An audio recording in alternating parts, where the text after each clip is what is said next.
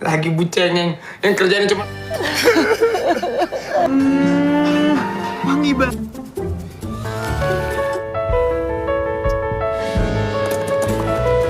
Udah bolong. Hah? Sakarmu. Permintaan saya yang terakhir, saya pengen berenang. Tapi dia. Bagaimana saya mau jawab? Kagak, jijik. Kayak yang punya duit aja. WC nyanyi. Kita ya suster.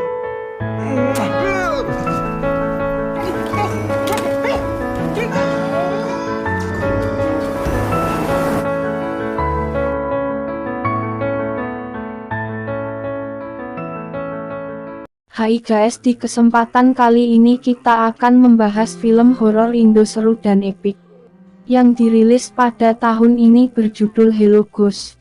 Diadaptasi dari film Korea dengan judul yang sama, menyajikan versi Indonesia yang lebih kocak dari versi aslinya.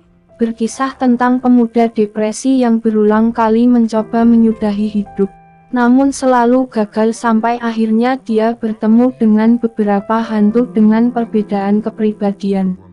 Mimin akan ceritakan buat kalian semua yang belum sempat atau tidak punya waktu untuk nonton film berjam-jam.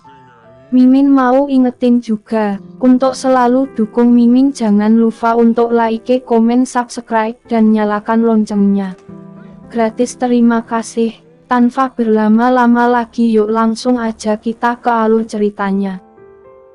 Di malam tahun baru yang ramai, seorang pemuda yakni Kresna duduk di kamar sendirian menangis terseduh tanpa henti. Tangisan yang berlangsung lama sampai Kresna tidur pulas di atas sofa. Saat terbangun dia hanya terdiam menatap foto hidupnya sendiri. Dari kecil hingga besar Kresna hanya sebatang kara. Dia lahir tanpa keluarga, ia bahkan tak mengenal siapa orang tua kandungnya sendiri. Rasa sepi terus-menerus membuat Kresna menyerah dengan kehidupan di dunia dan memilih untuk menyudahi hidup. Tali tambang sudah dipasang, kakinya melangkah menaiki bangku yang akan menyudahi hidup menuju ke akhirat. Namun beruntung di saat akhir tali yang menjerat leher Kresna putus dan membuat Kresna kembali selamat. Keesokan harinya Kresna mencoba minum anti nyamuk cair untuk kembali menyudahi hidup. Apa daya karena memang belum waktunya untuk meninggalkan dunia, Kresna memuntahkan kembali cairan tersebut. Kresna yang belum menyerah dengan kematian mulai berpikir untuk terjun dari gedung tinggi, namun sebelum itu ia melakukan percobaan kembali dengan tingkat keberhasilan yang tinggi. Setelah meminum puluhan pil koplo, Kresna menceburkan diri ke kolam renang sembari mengucap selamat datang pada akhirat. Dan film pun baru dimulai. Kok di akhirat ada lampu neon? Setelah tersadar dari tidur panjang, Kresna terbaring di atas ranjang rumah sakit dalam kondisi linglung. Ia hanya terdiam dan meratapi kegagalannya kembali.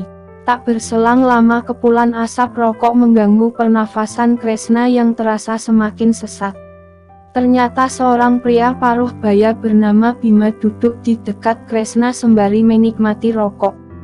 Kresna langsung menegur bahwa di rumah sakit tidak boleh merokok. Gak boleh ngerokok di rumah sakit. Tak berselang lama perawat cantik bernama Linda Purnama menghampiri Kresna dan memintanya untuk segera mematikan rokok di genggaman Kresna. Kresna pun tertuduh dan menunjuk ke arah Bima. Anehnya di sela jari Kresna terdapat rokok yang menyala. Tapi tadi di bapak di samping saya yang... Suster cantik itu memberikan dompet Kresna yang tertinggal di tepi kolam renang. Ia juga meminta izin meminjam KTP Kresna untuk mengisi formulir administrasi rumah sakit. Selang beberapa waktu kemudian Kresna digelandang menuju ke ruang Dr. Agus dibantu perawat Linda. Kresna mengeluh karena tak jadi meninggal, rupanya perawat Linda tinggal di gedung apartemen yang sama dengan Kresna. Dia adalah orang yang menyelamatkan Kresna dari maut semalam. Udah capek sama hidup saya sendiri. Sosok pria perokok Bima muncul kembali dan duduk tepat di samping Kresna. Kresna sampai kesal melihat Bima yang tak berhenti merokok. diajak lagi sih? Di ruang Dr. Agus, Kresna masih kesal karena Bima sembrono. Dr. Agus Permadi adalah dokter spesialis jiwa yang bertugas untuk konsultasi Kresna. Dengan polosnya Kresna menunjuk ke bangku kosong di sampingnya sembari berkata ada pria perokok yang terus mengikutinya. Di samping. Dr. Agus mencari tahu apa yang sebenarnya dialami Kresna.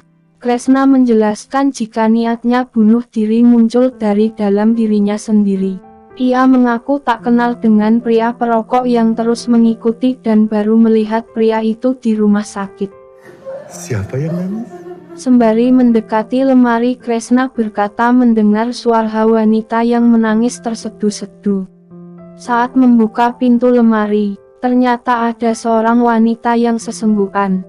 Kresna sontak bertanya mengapa menyimpan perempuan di dalam lemari. Dr. Agus berusaha memahami jika Kresna masih berkhayal dan berimajinasi. Suster Linda membawa Kresna ke ruang inap lalu pergi untuk menyiapkan obat. Saya siapin obatnya ya. Gelas kosong di samping ranjang Kresna sempat jatuh ke lantai.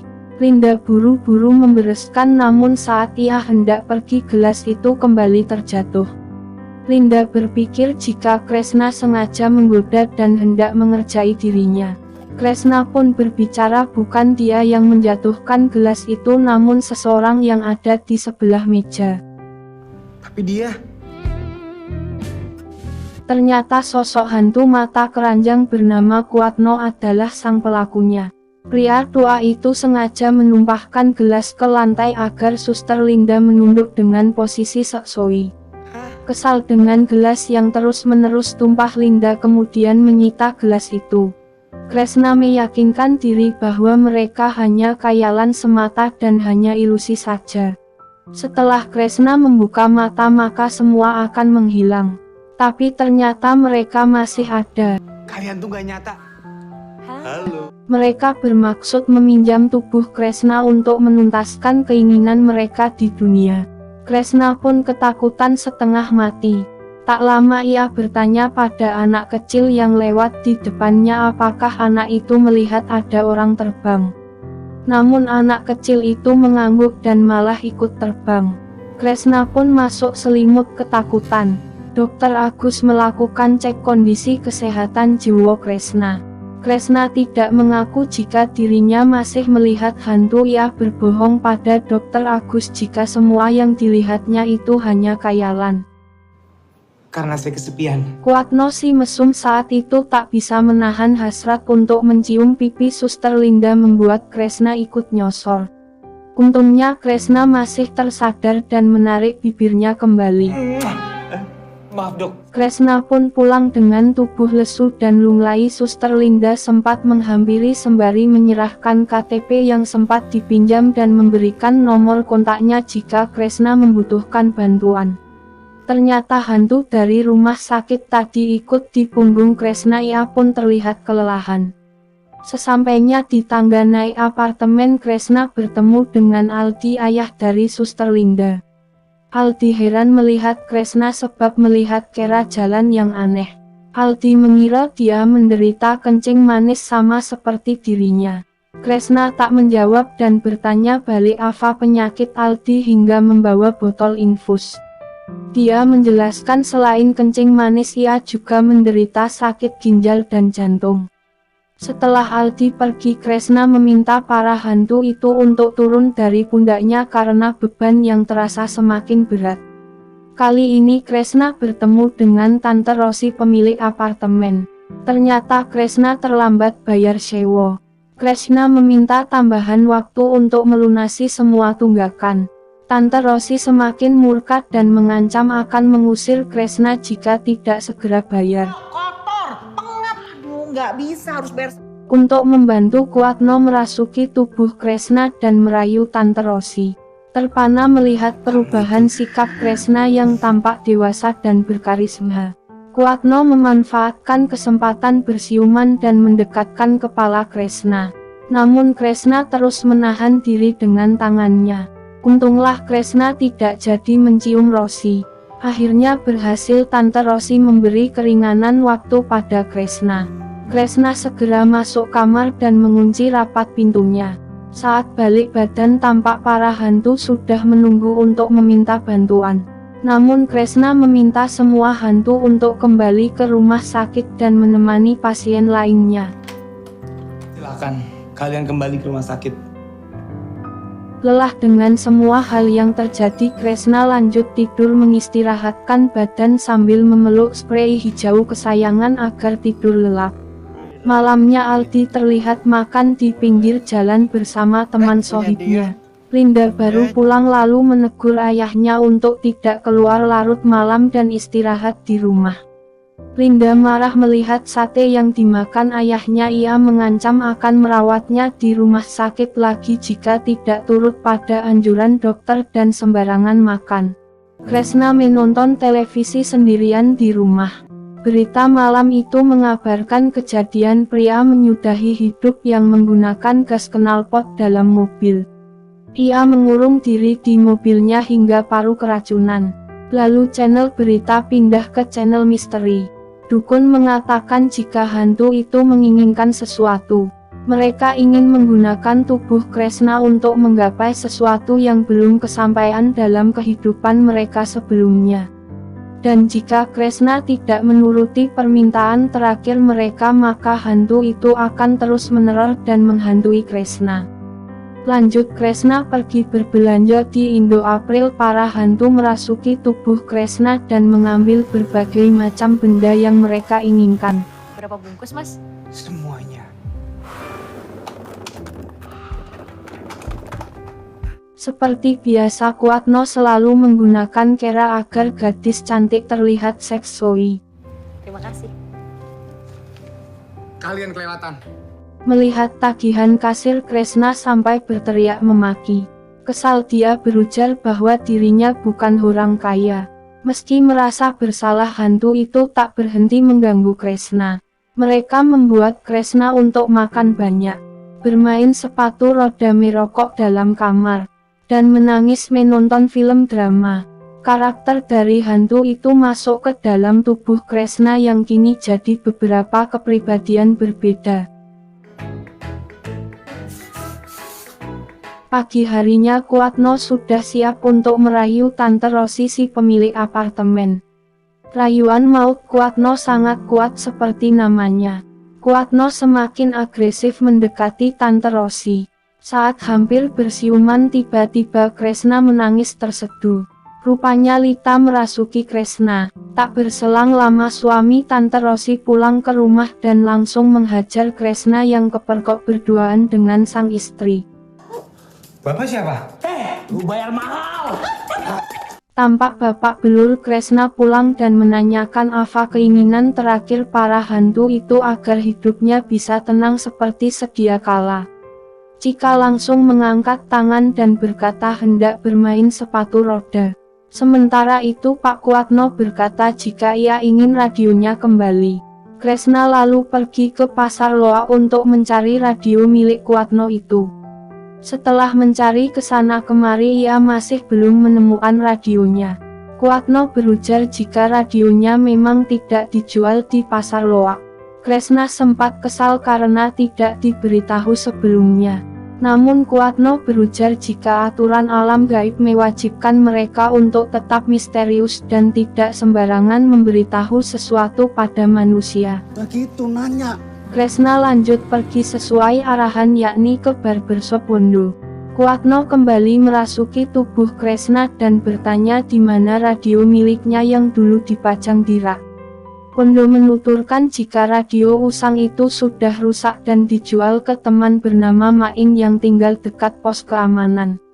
Langsung Kresna hendak melangkah pergi, namun Wondo menuturkan jika rumah Main sudah pindah karena kena gusur di Keramat Tunggak. Kresna langsung melangkah lagi, namun sekali lagi Wondo berujar Main akhirnya pindah lagi karena pembangunan Islamic Center. Dikasih tahu kok nesu loh. Mereka lalu pulang naik bus Kopaja. Tak berselang lama Suster Linda naik di bus yang sama. Sang kerayu. Kuatno yang duduk di samping Kresna pun langsung mengutarakan ide untuk merayunya. Kresna yang kerasukan langsung menuju tempat duduk di sebelah Linda. Momen itu mendekatkan Kresna dengan si perawat cantik. Tunggu. Gak mau dirasain. Linda menjelaskan ketika orang sakit secara psikis sering mengalami penghayalan atau denial. Linda kini sering mengalihkan kesedihannya dengan merawat tanaman. Suster cantik itu mengajak Kresna untuk merawat tanaman agar depresi dan stres yang diderita bisa segera pulih. Mereka berdua melakukan banyak hal di atap gedung apartemen hingga membuat hantu tersentuh melihatnya. Aldi yang sakit keras hanya bisa mengintip dari balik jendela kamarnya. Ia berbicara pada mendiang istrinya yang telah pergi mendahului. Amelia. Aldi sangat senang karena Linda mau membuka hati lagi. Ia ingin melihat Linda menikah dan hidup bahagia dengan keluarga baru. Aldi tampak semakin lemah hingga para hantu khawatir melihat kondisinya. Setelah merawat tanaman, Chika merasuki tubuh Kresna dan mengajak Linda untuk main sepatu roda bersama. Gua cuma bisa, tapi jago. Cil, harus Pilih mana? Keesokan harinya Kresna menghabiskan pagi bersama Linda untuk bersepatu roda bersama. Setelah puas main sepatu roda, Linda pamit pergi untuk bekerja shift malam di rumah sakit. Chika menggandeng tangan Kresna untuk pulang ke apartemen sembari berterima kasih karena sudah mengabulkan permintaannya. Ayo pulang. Sebelum sampai rumah, Chika minta permen kapas dulu dan langsung melahapnya sampai habis. Chika minta satu lagi permen dan diberikan ke suster Linda guna menghibur hati Linda yang bersedih. Chika tahu saat ini Aldi kritis dan masuk rumah sakit. Aku hantu. Sembari menyodorkan permen kapas untuk Linda, Kresna berusaha menghibur hati yang bersedih. Sibuk banget kerjanya.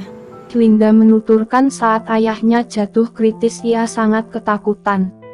Linda masih marah dengan tingkah ayahnya yang terlalu sibuk bekerja hingga tak ada di sisi ibu saat sakit. Makasih ya. Payah Kresna. Linda dengan sabar merawat sang ayah dan menunggu di sampingnya sampai tertidur.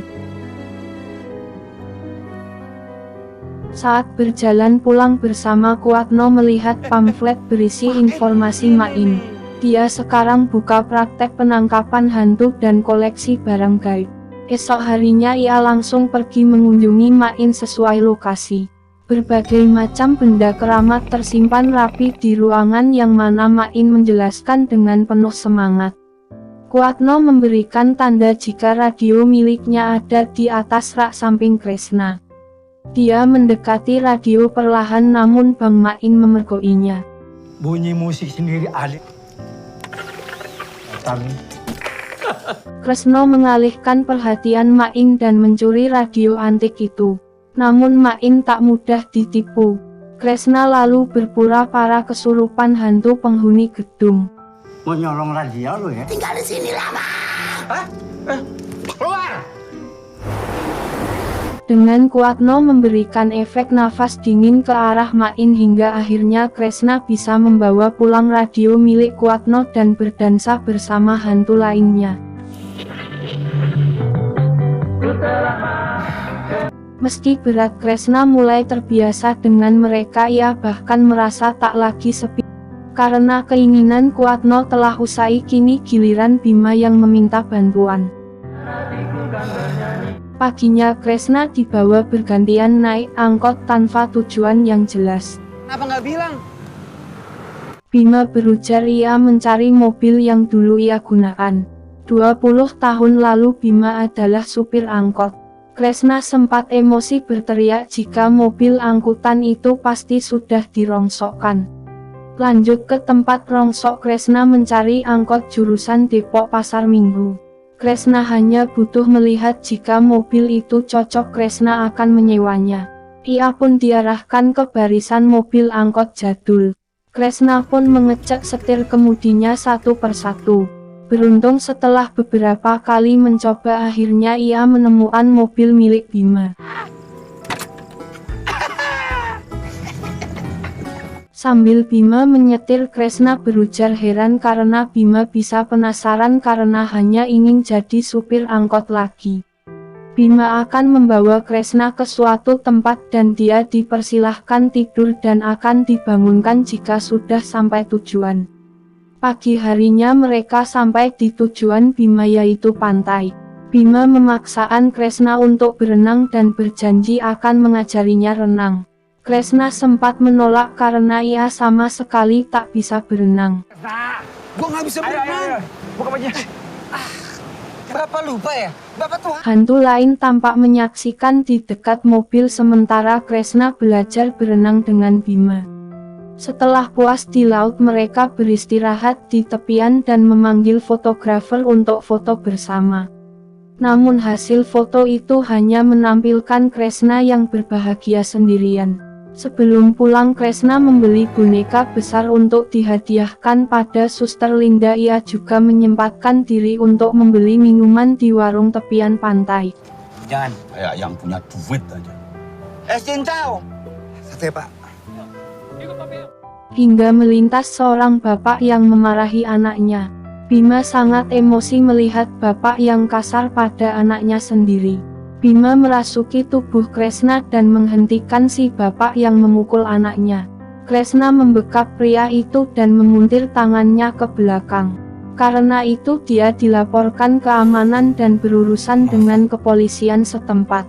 Melihat tingkah Kresna yang aneh selama proses interogasi, petugas berwajib melarang Kresna mengemudi mobil terutama dalam kondisi stres dan depresi berat demi keselamatan bersama.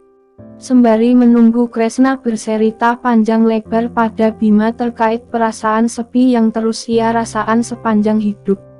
Menjadi anak yatim piatu yang tak punya orang tua dan keluarga membuat Kresna kesepian akut.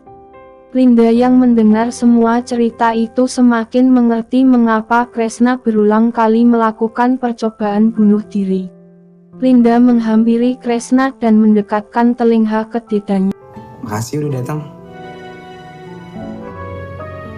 Sembari menyetir pulang, Linda berujar jika ia mendengar semua curhatan Kresna tadi. Berbeda dengan Kresna, Linda malah ingin pergi dari ayahnya yang toksik. Sesampainya di apartemen, Linda pun berpamitan. Bima kemudian mengingatkan Kresna untuk memberikan boneka. Bentar. Aku sampai lupa. Kresna berpesan agar boneka diberikan pada pasien di rumah sakit. Bima lagi-lagi berujar Kresna yang tak peka membiarkan Linda membawa kardus besar. Bima menyuruh Kresna untuk membawakan kardus sampai di depan kamar. Sembari berjalan, Linda berujar jika ia sempat mendengarkan detak jantung Kresna untuk mengetahui apakah Kresna jujur bercerita tentang keluarganya. Dan ternyata detak jantung tak pernah berbohong. Sebelum Linda masuk, Kresna iseng mendengarkan detak jantung Linda. Kresna langsung pulang berteriak kegirangan sampai ke rumah dan masuk kamar. Untungnya siapa? Linda kembali mendapat masalah saat mendengar ayahnya sudah kembali pulang dan main kartu di kamar bersama sohibnya. Melihat sepatu Linda yang sudah rusak, Aldi berteriak jika sebaiknya Linda membeli sepatu baru yang lebih bagus. Lu sepatu yang baru, yang bagus. Linda merasa kesal dengan sikap kekanak-kanakan ayahnya dan pergi ke atap gedung. Linda hanya bisa menangis sendirian meratapi kehidupannya. Paginya gantian Lita mengutarakan permintaan terakhirnya. Ia hanya ingin memasak untuk orang yang paling ia sayangi selama hidupnya. Gua harus cari mereka kan? Sama gua.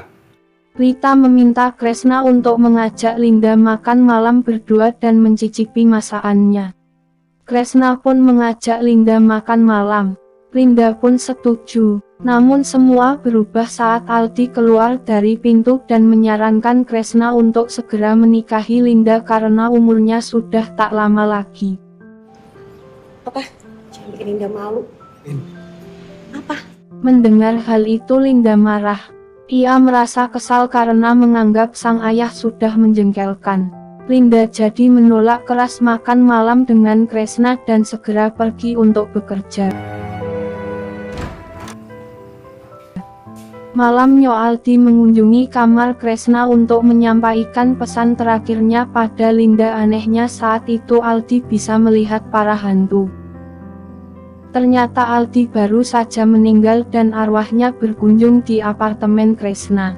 Setelah pemakaman, Kresna menjenguk Linda untuk menyampaikan pesan terakhir Aldi. Ingin nyampein pesan terakhir dari ayah kamu. Kresna menuturkan jika Aldi sangat menyesal dengan perbuatannya di masa lalu. Aldi tidak pernah bermaksud untuk menyakiti istri dan putri cantiknya. Belum usai Kresna bercerita, Linda menghentikan pembicaraan lalu pergi dan mengurung diri di dalam kamar. Linda selalu menghindar dari Kresna, bahkan mereka tak pernah bertegur sapa seperti dulu. Sekarang sama lipat dua. Di suatu pagi Kresna terbangun oleh suara tangisan Lita yang di dalam lemari. Ternyata Lita menangis karena sedih melihat Kresna. Kresna lalu mengajak untuk menuntaskan permintaan terakhirnya. Mereka pergi ke pasar tradisional untuk berbelanja bahan memasak hingga membuat Lita sangat berbahagia.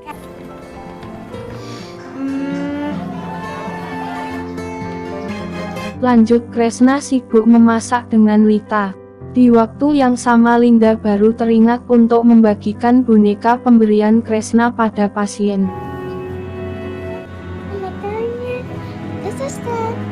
Sepulang kerja, Linda jadi mampir ke apartemen Kresna. Ia meminta maaf telah bersifat kasar dan mengabaikan Kresna. Melihat jumlah piring yang banyak di sana, Linda mulai merasa tak nyaman. Ia pikir penyakit Kresna belum sembuh juga, dan Kresna belum siap menerima kenyataan. Mana kalau kita mendengar? Kalau misalnya harus masak buat kamu setiap enak. Linda menanyakan pesan apa yang dikatakan arwah Aldi pada Kresna. Kamu bilang kamu ketemu sama arwah ayahku. Kayak waktu dulu kamu kecil, deket tanaman hias. Aldi sengaja meninggalkan hadiah untuk Linda yang ditinggalkan di taman atap gedung. Tanpa diduga, Linda malah berujar kenapa Aldi tidak menemuinya langsung. Kresna menjelaskan jika dirinya bisa melihat arwah. Ya emang mereka ada, Lin. Arwah itu keluarga kamu. Linda menangis karena kecewa dengan sikap Kresna yang tak bisa dewasa. Pengalihan rasa sakit membuat Kresna meyakini khayalannya sebagai kenyataan. Linda pun pergi meninggalkan Kresna. Kresna jadi kesal marah dengan keadaan yang dia hadapi. Kresna frustasi dan langsung mengusir semua hantu itu dari rumahnya. Frustasi malamnya, Kresna kembali berusaha menyudahi hidup dengan mengunci diri dalam mobil angkot dan mengisi udara dengan asap knalpot. Pagi harinya Linda menemukan rak tanaman hias yang berisi kado dari ayahnya. Aldi memberikan sepatu baru untuk Linda dan sepucuk surat permintaan maaf sebelum meninggal. Linda menangis sejadi-jadinya mengetahui hati seorang ayah yang tak akan pernah membenci anaknya sendiri. Ia juga merasa bersalah karena menuduh Kresna sebagai orang gelo yang bisa bertemu arwah. Saat mencoba sepatu baru itu di rumah sakit, tiba-tiba Kresna muncul berniat mengajak makan siang. Nah, sisa kroket yang waktu itu belum. Kresna bercerita tentang percobaan menyudahi hidup yang ia lakukan beberapa hari yang lalu di dalam mobil.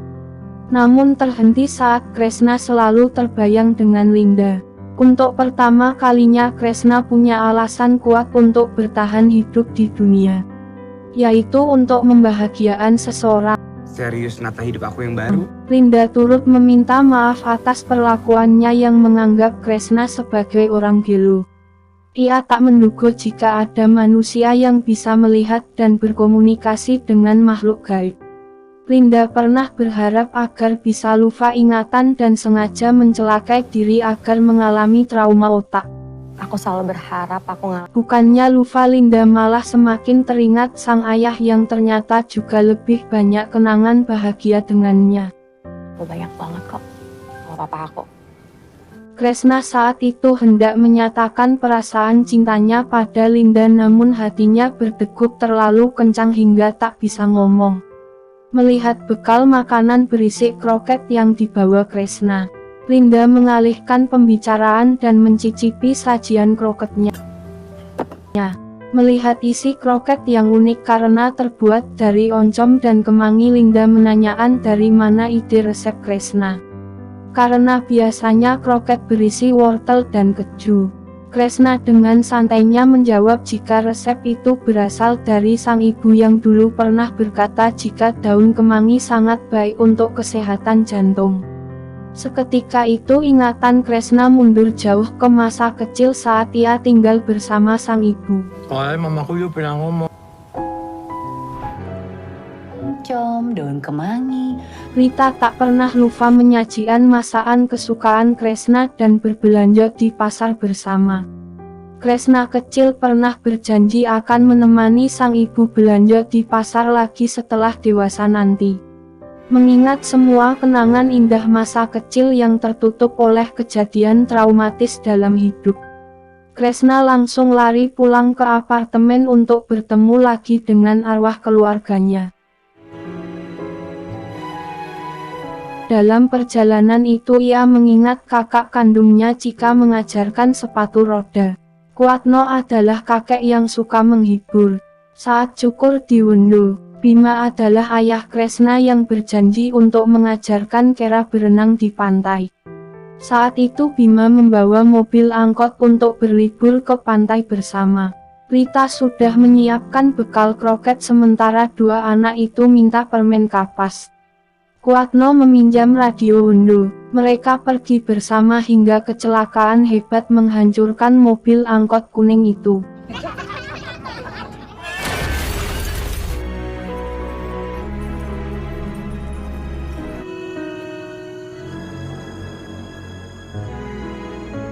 Hanya Kresna yang selamat sementara anggota keluarga yang lain tewas di tempat. Ternyata trauma yang berat bisa membuat kita lupa dengan apa yang dialami, bahkan penderita trauma berat bisa lupa dengan orang di sekitar termasuk keluarga. Itu bikin kita lupa. Sesampainya di rumah Kresna tak bisa menemukan arwah keluarganya lagi.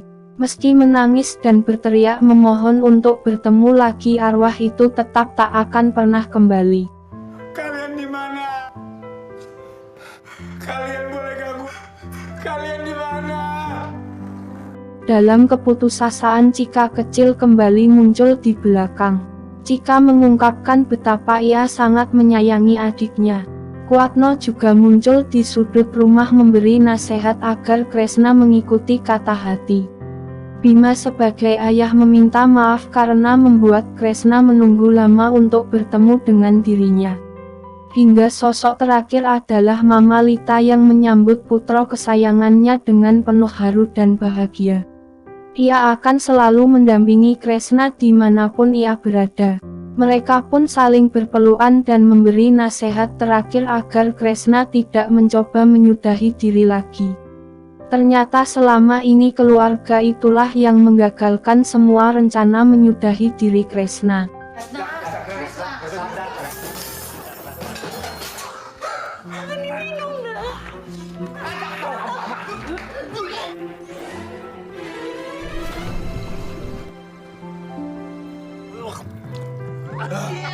Setelah berdamai dengan takdir dan menerima kisah tragis dalam hidupnya sendiri, kini Kresna bisa berfoto dengan keluarganya. Semua foto kesendiriannya kini penuh dengan anggota keluarga yang setia menemani. Hingga akhirnya Kresna menikah dengan Linda dan dikaruniai seorang anak. Dan film pun sudah berakhir. Bagaimana menurut kalian untuk filmnya? Jangan lupa tinggalkan pendapat kalian di kolom komentar yo guys. Kesimpulannya, bahagia itu sederhana. Melihat keluarga masih diberi kesehatan dan bisa membuat keluarga bahagia adalah salah satu momen paling membahagiakan dalam hidup ini. Jangan takut mencoba hal yang baru, gapailah impianmu, tapi ingatlah, tak peduli kemana kamu pergi, keluarga adalah tempatmu kembali. Sebelumnya Mimin ucapkan terima kasih sudah menonton. Jangan lupa juga untuk dukung Mimin dengan subscribe dan like-nya yo guys. Gratis. Sampai jumpa di alur cerita film selanjutnya. See you next time yo guys.